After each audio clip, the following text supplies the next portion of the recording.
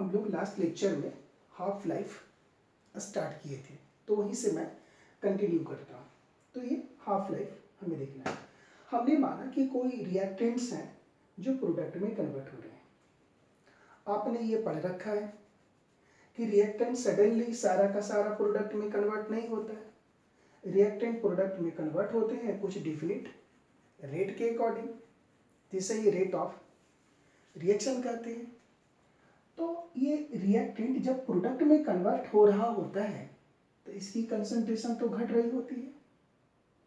तो वह टाइम जितने में रिएक्टेंट का कंसंट्रेशन घट करके इनिशियल कंसंट्रेशन का जस्ट आधा हो जाता है,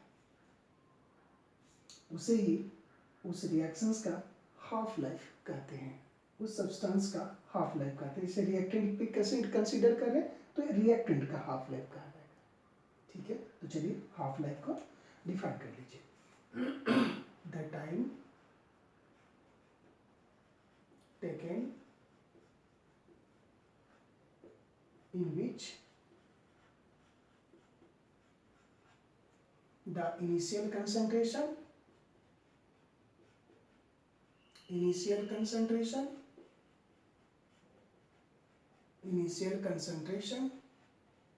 of reactants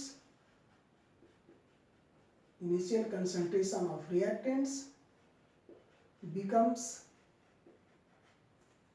just half, becomes half of initial concentration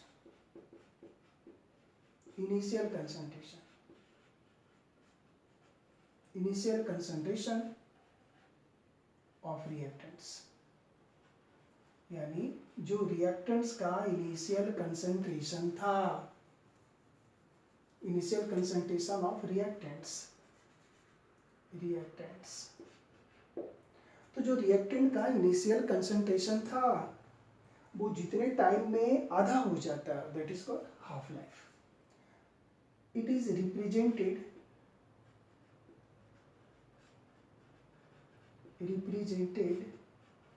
bye T half, उसे टी हाफ से रिप्रेजेंट किया जाता है। ठीक है, तो ये टी हाफ से रिप्रेजेंट किया गया। अब यहाँ इनिशियल कंसंट्रेशन क्या था, टी इक्वल टू 0 में ए नॉट। तो ठीक है, तो अब बताइए, मान लेते हैं लेट इनिशियल कंसंट्रेशन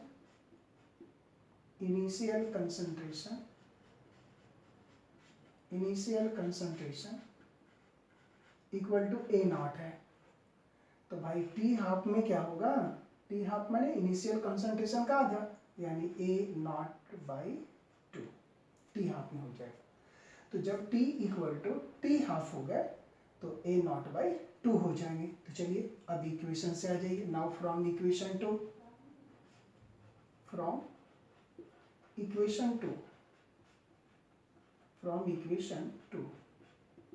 चलिए K equal to A naught initial concentration है, ठीक है। ए आफ्टर टी टाइम के बाद, तो टी कितने हो गए, टी हाफ, तब ये कितने हो गए, A naught by 2 divided by T, T क्या है, टी हाफ।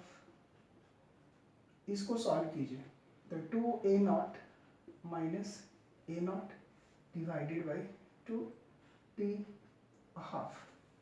हमें हाफ लाइफ निकालना है, therefore T 1/2 equal to 1/k, और यहाँ से निकालिए ए दोनों को माइनस कीजिए तो क्या हो गया, ए नॉट डिवाइडेड बाई 2, ऐसा।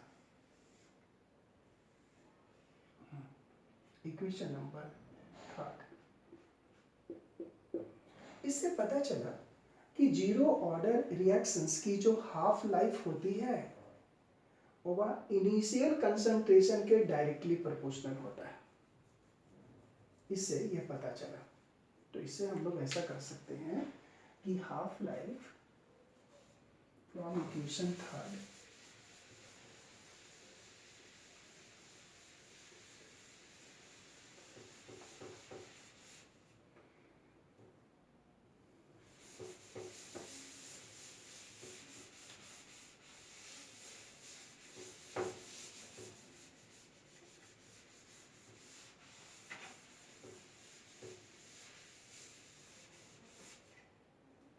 from equation 3 it's clear that the half life next the half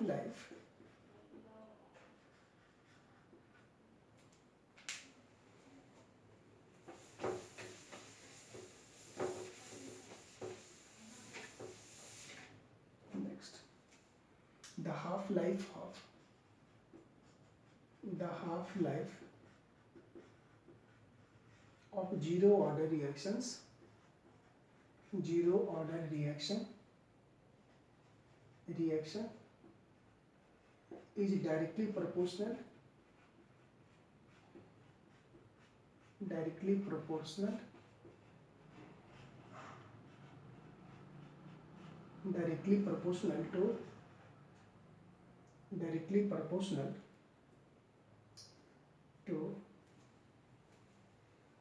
directly proportional to initial concentration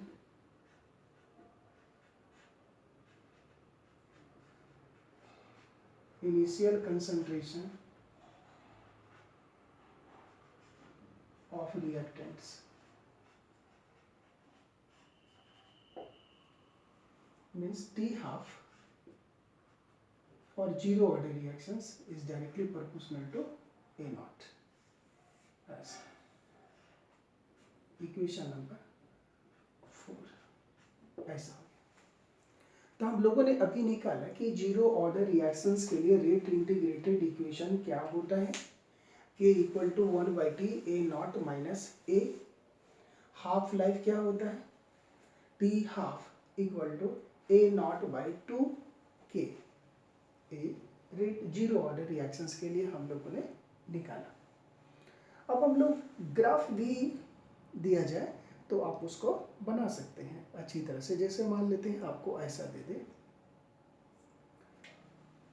एक ऐसा, इसको ग्राफिकली देखते हैं। यदि ग्राफ बनाकर आपको दे दिया जाए, जैसे मान लीजिए यहाँ लिख दिया T हाफ और यहाँ लिख दिया A नॉट, ठीक है।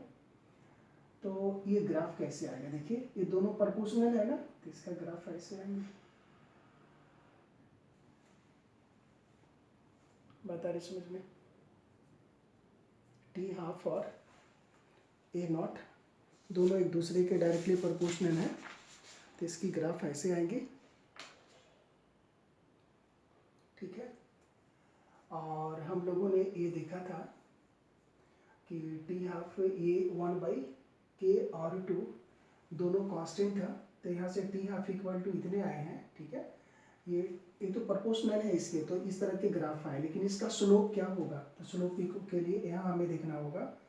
हम लोग ये मैं आपको बता चुका हूँ, देखिए यहाँ से देखिए T हाफ इक्वल टू आ गए आपके A नॉट 1/2K, तो ये कांस्टेंट है, ठीक है। और मैंने आपको इक्वेशन बताया y equal to mx plus C, straight line का इक्वेशन था। C इंटरसेप्ट है, तो यहाँ C है नहीं, यानी ओरिजिन से जाएगा ये लाइन, तो ये x और y वेरिएबल है, तो यहाँ T हाफ और A नॉट वेरिएबल है, तो T हाफ और A नॉट को हम लोगों ने इसके अगेंस्ट में प्लॉट किया है।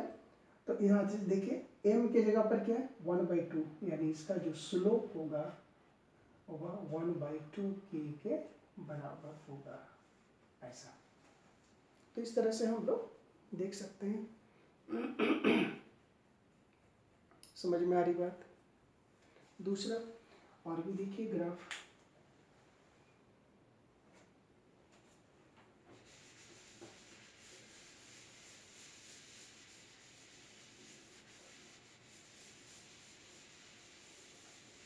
ये तो हो गई हाफ लाइफ की बात।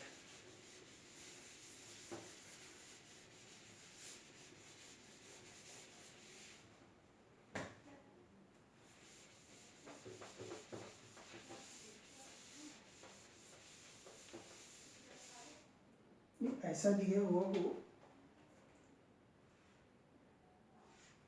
यहाँ रेट है और ये कंसंट्रेशन है, कंसंट्रेशन,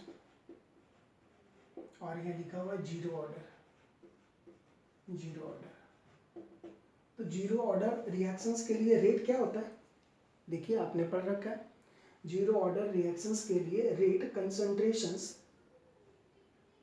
से फ्री होता है, वो डिपेंड ही नहीं करता कंसंट्रेशन टर्म्स पे, ठीक है। तो कंसंट्रेशन कितना भी बढ़ा दीजिए रेट कांस्टेंट रहेगा, तो उसको ऐसे दिखाएंगे, यानी जीरो ऑर्डर रिएक्शंस के लिए रेट और कंसंट्रेशन में इस तरह का रिलेशन होगा। बात आ रही समझ में? चलिए क्लियर है? नेक्स्ट अब हम लोग देखते हैं rate integrated equation for a first order reactions. हम लोगों ने जीरो ऑर्डर के लिए हम लोगों ने हाफ लाइफ भी निकाला, रेट इंटीग्रेटेड इक्वेशंस भी हमने निकाला। अब हम लोग देखते हैं फर्स्ट ऑर्डर रिएक्शंस के लिए रेट इंटीग्रेटेड इक्वेशन।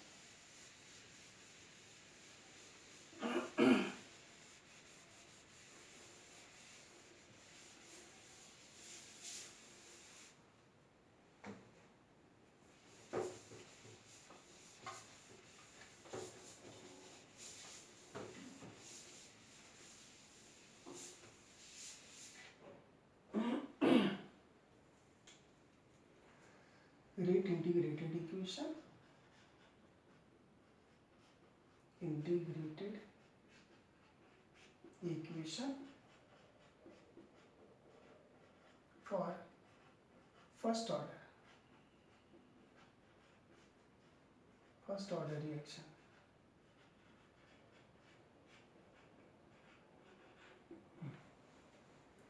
तो फर्स्ट ऑर्डर रिएक्शंस यानी कि कंसंट्रेशन टर्म्स को पावर 1 से रेज किया जाएगा, ठीक है। नेक्स्ट देखिए, मान लेते हैं कोई रिएक्शंस था ए कन्वर्ट किया प्रोडक्ट में, मान लिया इसका इनिशियल कंसंट्रेशन जब t इक्वल टू 0 था, कंसंट्रेशन है ए, अब ये रिएक्शन स्टार्ट नहीं हुआ है तो इसका बनेगा 0। मान लेते हैं कि ये p equal to t1 time में, अब इसका कुछ ना कुछ डिसोसिएट हो गया होगा, मान लेते हैं x, तो यहाँ बचा कितना a माइनस एक्स यहाँ पर बचा, ठीक है। तो अब यहाँ से हम लोग रेट निकालेंगे, ठीक है। तो रेट क्या होता है, change in concentration per unit time, वो होता है rate of reactions, change in concentration per unit time.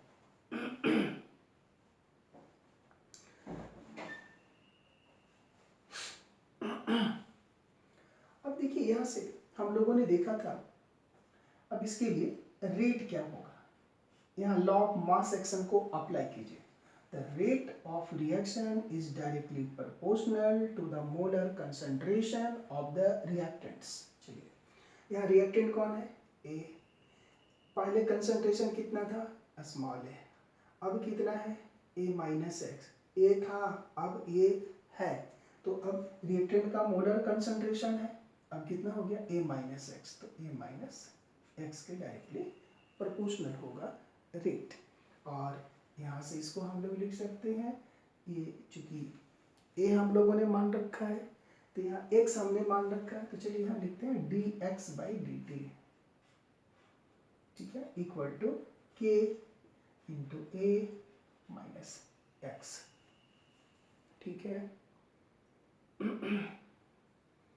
बात आ रही समझ में, D x by D T proportional A minus x D x by D T, ठीक है,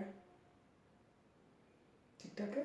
चलिए अब यहाँ से हम लोग ये देखते हैं, इसको हम लोग ऐसा लिख सकते हैं, और यहाँ से D x by A minus x को यहाँ ले आइए और equal to K into D T, ऐसा, ठीक है।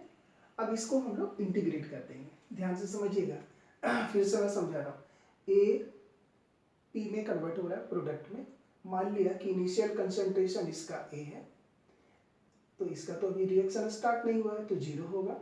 अब मान लिया कि t1 टाइम के बाद में, ठीक है, ये ए एक्स इसका कन्वर्ट हो गया, तो इसका बचा कितना a माइनस एक्स, यानी x क्या है डिसोसिएटेड अमाउंट, x इसका डिसोसिएट हो गया है। सारी बातों को याद रखिएगा।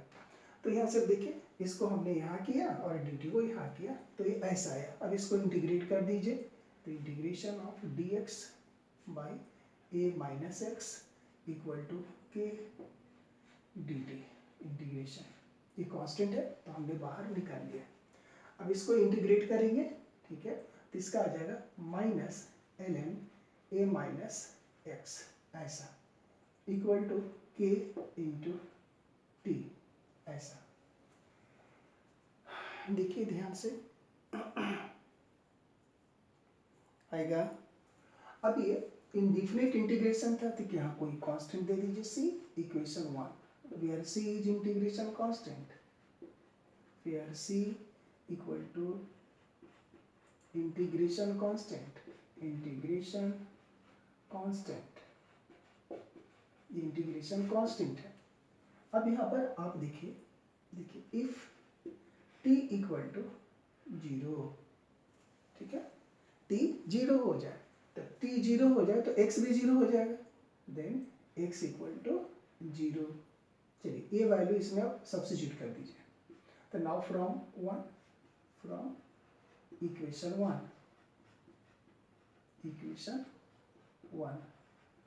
we get, देखिए यहाँ से माइनस ln a हो गए क्योंकि x तो 0 हो गए, इक्वल टू k t 0, तो ये 0 हो गए, plus c, therefore c equal to minus ln a। ठीक है, अब इस c की वैल्यू यहाँ रख दीजिए, ठीक है। तो देखिए again from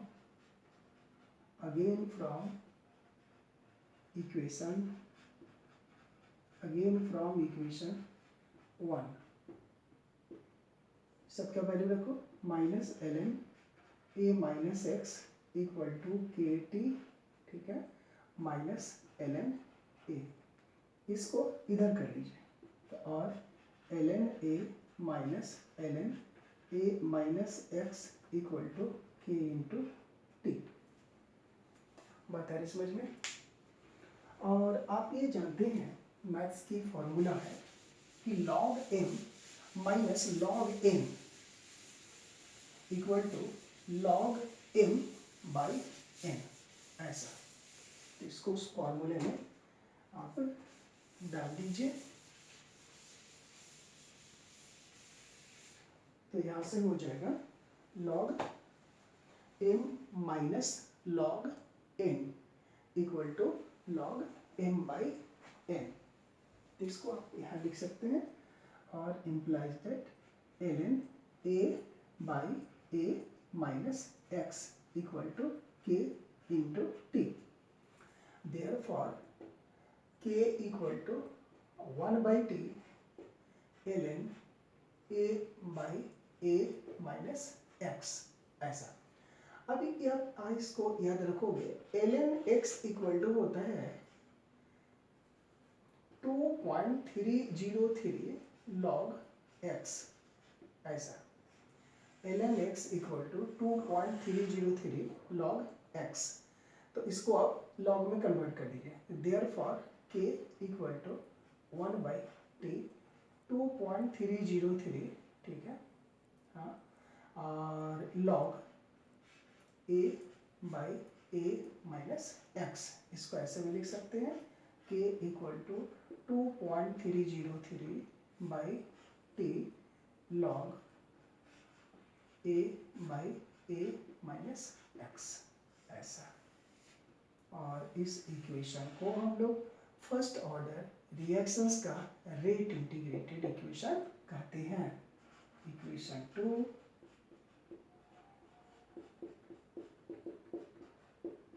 is rate integration and integrated equation, ठीक है, ऑफ फर्स्ट ऑर्डर रिएक्शंस। लेकिन यहाँ पर क्या क्या है सब ध्यान में रखना होगा। A initial concentration, X T time में कितना डिसोसिएट हो गया, ठीक है, वेयर मैं लिख देता हूँ यहाँ, वेयर x इक्वल टू ठीक है डिसोसिएटेड अमाउंट, डिसोसिएटेड, ठीक है, dissociated in time t, in time t, in time t second, t second में कितना डिसोसिएट हो गया वो है। और a माइनस एक्स क्या है, ठीक है, amount, amount left in time t, in time after time t, left after time t second, ऐसा बात है समझ में। तो ये था हमारा क्या हो गया फर्स्ट, ये ऑर्डर रिएक्शंस के लिए रेट इंटीग्रेटेड इक्वेशन, यहाँ से आपने देखा। तो फर्स्ट ऑर्डर रिएक्शन के रेट इंटीग्रेटेड इक्वेशंस वो होते हैं, उनमें क्या क्या होते हैं ये कंप्लीट हो गए। नेक्स्ट क्लास में अब हम लोग सीखेंगे half life of first order reactions.